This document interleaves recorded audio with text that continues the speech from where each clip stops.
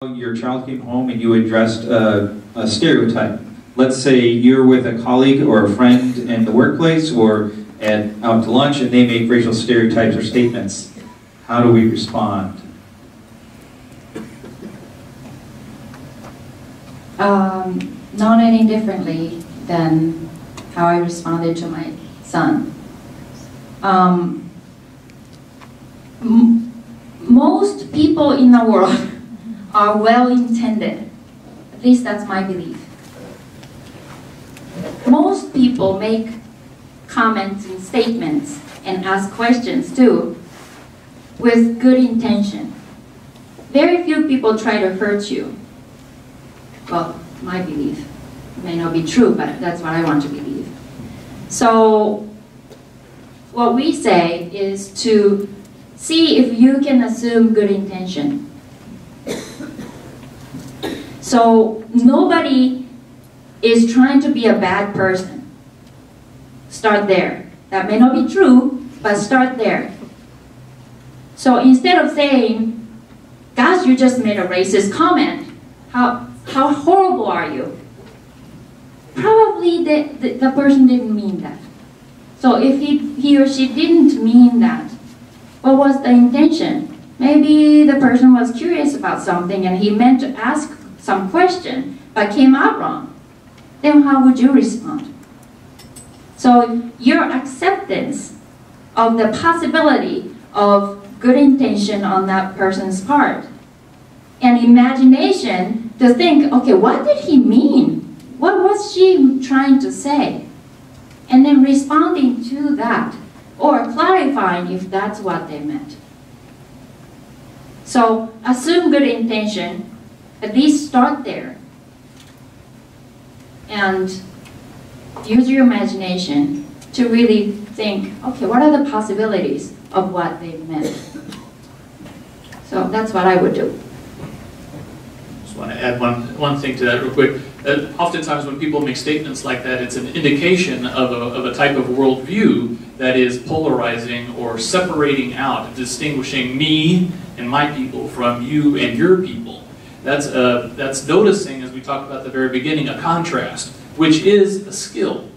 However, what is the imbalance there? If I'm noticing this contrast, you're Japanese. Japanese are like this. They're noticing a contrast, and it may be a naive contrast, but what's missing then is also the commonality piece. So developmentally speaking, for people like that, is to let them know that, yes, we are different, and that we share a commonality. That's not the end point, but maybe for that conversation, for helping that person grow, develop, is to show them that there's commonality there as well. But that's not the end point. You made the example on bias. You also talked about commonalities. How do you feel about the statement, we should try to be colorblind? Very good question. Paul mentioned developmental thinking to race conversation. This is part of that. So polarizing worldview Paul talked about just now is about us and them. So if you are seeing the world from us and them perspective, the next learning that you want to think about for yourself or to help somebody else is to find commonality, as Paul said. But Paul also said that's not the end. The end is not to focus on commonality. We hear this often. Well, color blindedness is a good thing because we can treat everybody the same. Do we want to treat everybody the same?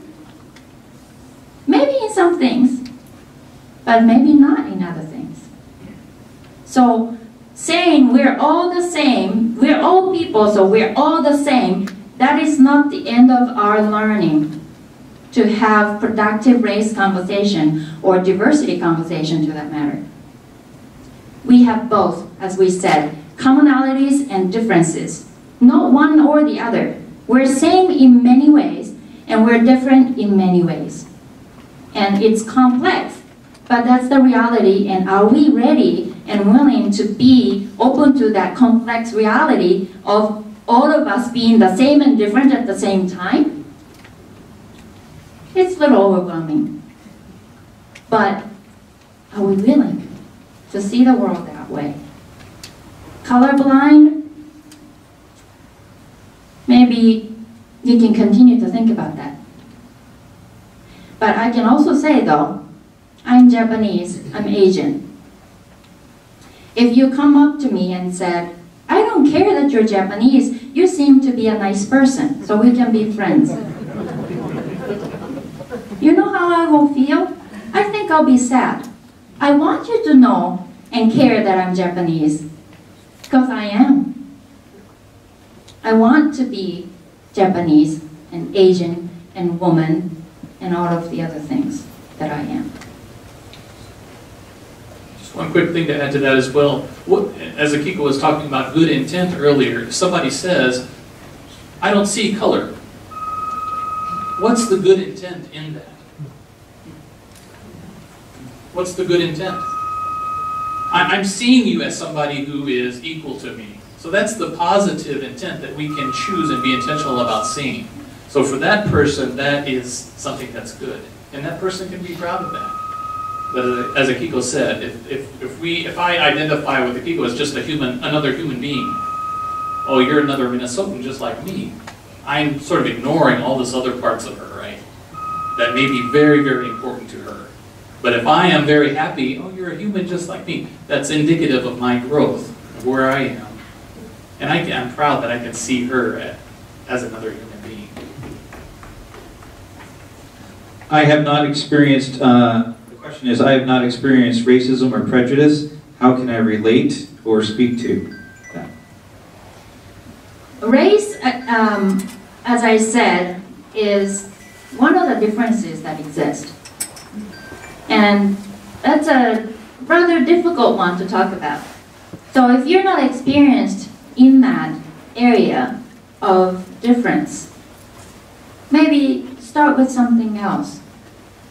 Because, I mean, it's part of, this slide, we didn't talk about it, but we call it diversity intelligence. So it's about knowing what kind of diversity factors are out around us. Diversity of diversity.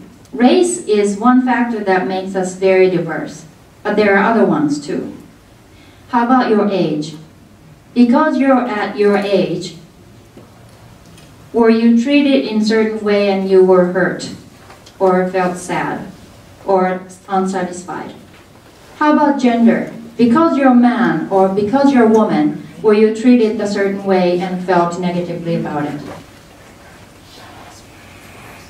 So, any difference that exists around you, see those differences and see what your experiences have been. And whoever asked that question, I thank you, because that's where we can start. I never had any experience with race conversation. Thank you for sharing that. Because a lot of people are afraid to share that. Because of the worry that others will judge you and say, how insensitive. It's not about that. You're sensitive enough to share the fact that you don't have much experience with race. Let's start there. You are the right person to talk about race because you don't have experience. Maybe you have had experience, but you didn't notice it. It's okay to start there, and it's great to start there because that way you can invite others to start there. Coming and being a part of this. I want you all to know that this is, as we said, a first steps. This is not a Gethsemane thing, but we are working in partnership with community education, with the partnership through the police force and the city on what next steps might be. If you would like to be a part of next steps in any way or form, or even be included on an email list that we will notify of the next events that might be happening somewhere in our city on this topic in race, please fill out the green slips and drop them in the basket, or you can talk with Pastor Sarah, or myself, or one of our presenters. Thank you very much for getting us going in this conversation.